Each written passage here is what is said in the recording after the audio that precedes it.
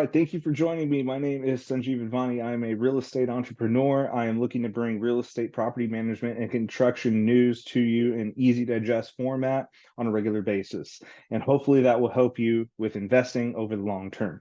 Now, today we have something really interesting. This is something I have been noticing but hasn't been validated until I read this article. This article is talking about how the nation's largest home builder expects to sell more homes priced for first-time buyers. Nation's largest home builder expects to sell more homes for price for first-time buyers. Now, what that means is that this is basically a strategy that they have to take the size of a home, initial size of a home, bring it down a little bit, decrease the cost, and be able to take people from maybe a smaller apartment into a smaller home. Now, what's really interesting to me is that this is actually coming from D.R. Horton. D.R. Horton, at least in my area, which is in California, specifically the Central Valley of California, we haven't really seen a lot from them over the years. Now we're starting to see a lot more pop up. And by a lot more pop up.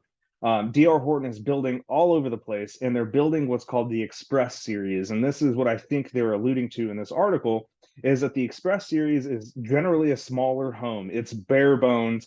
It's just barely big enough that it's going to classify as a little bit larger than an apartment, right?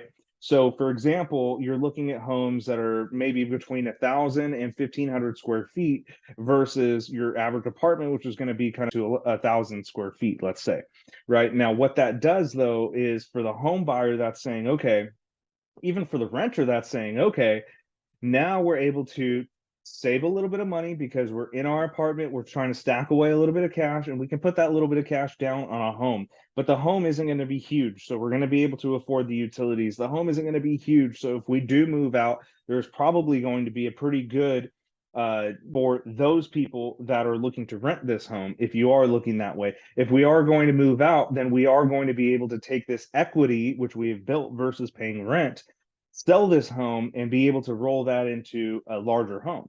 Now that becomes really, really interesting. It's a really interesting factor because especially in California, you have all of this affordability crisis. And so what they're doing is actually answering that problem in kind of very interesting way, right? It's everybody's going after this tiny home market, right? The tiny home market, the affordable apartments and things like that. D.R. Horton is saying, well, instead of doing that, let's just kind of down what we're doing here. We'll make everything bare bones, just enough for what you need. And then we're going to sell that at a discount, at a cheaper price, not necessarily a discount. Basically, they anticipate on selling 90,000 single family homes. D.R. Horton plans on selling 90,000 single family homes this year. This year, right? Imagine that. What that means is basically they're trying to get those first-time home buyers who are apartment renters currently, right? And so those people are looking at, okay, how do we now move from this two-bedroom apartment up to a three-bedroom apartment? A lot of times it's a couple. It's, girlfriend, husband, wife. Now we're having a kid. We need to move up. So now we need another bedroom. However, with the affordability crisis, it becomes really hard for people to afford these mortgages where the average home is priced at five, six, seven, $800,000, right? So if you look at homes sold across the United States, the average was about $513,000. So generally, that means that two people are going to have to make a pretty decent income to be able to afford getting into a home like that. If you look at just the single family homes, so 68% of D.R. Horton's single family homes are being sold for under 400,000, right? The average cost of those homes was about 375,000. So if you think about now, the smaller home is, I mean, you are getting a smaller home because it's not a $500,000 home, but this is still a home that you can use to pay down. You can have a really good rental market, and these rents are going to be cheaper than kind of these larger homes as well.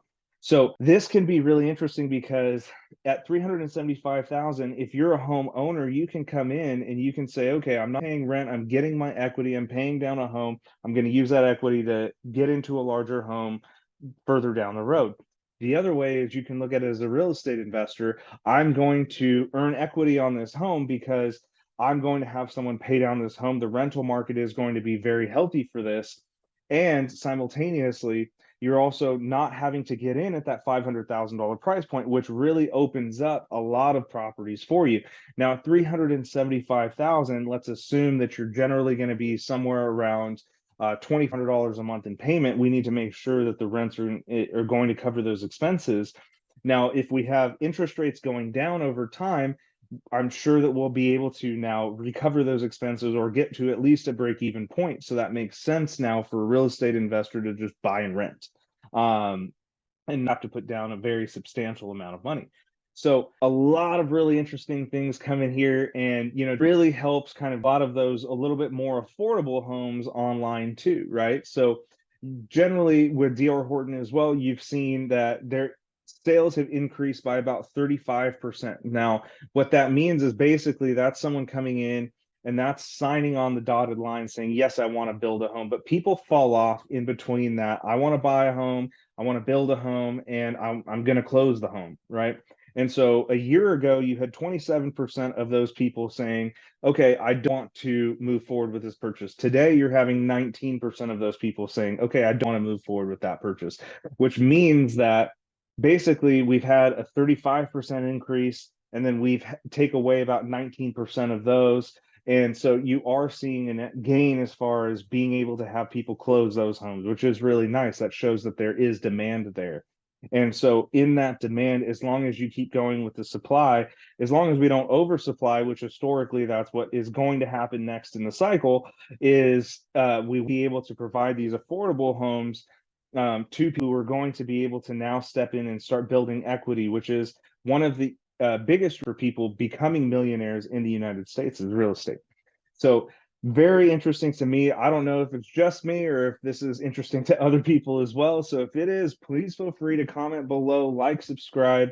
And if this is not interesting to you, please let me know how we can go ahead and provide you with some value in the real estate property management and construction sphere. Again, my name is Sanjeev Advani, and I will look to see you on the next one. Thank you.